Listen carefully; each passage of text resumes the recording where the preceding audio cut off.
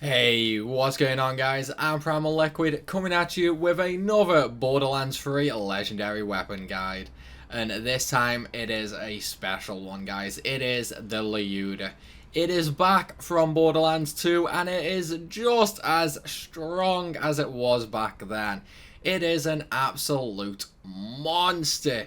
Now, it is a Vladov sniper rifle, which means it does boast a pretty good fire rate.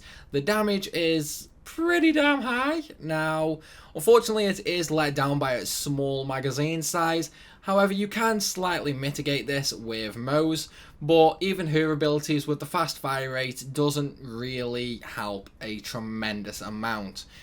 The difference is, however, this thing is an absolute beast. Now, the red text is Man Killer, which is actually based on a Russian, at least I think it was Russian. Sorry guys, it's been a long time since I looked this up for Borderlands 2. But it is based on a Russian sniper who had the highest, basically kill count. She was a sniper for the army, I want to say. And yeah, she had the highest kill count with a sniper. Well, confirmed kill count anyway. And that is what the red text is based on. And boy, oh boy, does this thing rack up the kill count. It absolutely lives up to its name. And unfortunately, I have pretty much every element bar shock and fire. I really want to get a fire one, but instead I'm just going to have to settle for showing you guys the normal version. Now, this thing is insanely good with crit. Like, it does insane damage. So, this is definitely a really strong weapon for somebody like Flak. But again, Flak will run into the ammo limitations, unfortunately. Moze can mitigate this, but as I mentioned, the clip size and the fire rate are just a little too incompatible to really make the most of this. Its critical hit damage though is still insanely strong, just like in Borderlands 2, meaning this thing is going to absolutely mow things down. As long as you can actually hit them, which quite clearly I can't. So yeah, as long as your aim is a lot better than mine, you should have no trouble using this bad boy to its full potential.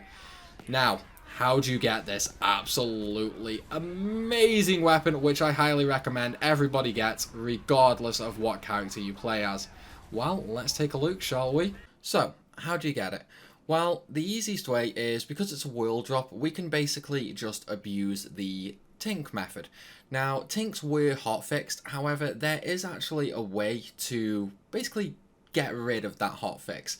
You see, on Borderlands 3, the hotfix is actually applied when you're on this main menu here, which means as long as you aren't connected to the internet when you load up the game, the hotfix will actually not apply. So for example, right now I'm going to close application, so completely closing Borderlands 3. What this does is it removes the hotfix. Because the hotfix isn't actually downloaded and saved on your system, basically, we can trick the game into not downloading it at all. All you need to do is go into network and disable your internet connection. Now, whenever you load up Borderlands 3 and you get to that main menu, because you aren't actually connected to the internet, it's not going to download the hotfix, so we can infinitely farm the Tink method. Now, the reason that we're going to use Tinks is because with this method, as long as you don't have the hotfix on, basically the Tink will spawn 100% of the time in Jacob's estate. And using Tinks, you can get anywhere from like 3 to 4 legendaries per bag opening. But not only that, the Tink does also drop a lot of legendaries while he's just running around the map as well, which makes this much easier to get. Okay, so now that we're back at the main menu, of course because I disabled the internet connection, we haven't actually got the hotfix downloaded. So all I'm going to do right here is continue game. I've already got the checkpoint in Jacob's estate. Once I load in, I will show you on the map exactly where you need to go though for this looting. So now that we're finally loaded into the map, this is Jacob's estate.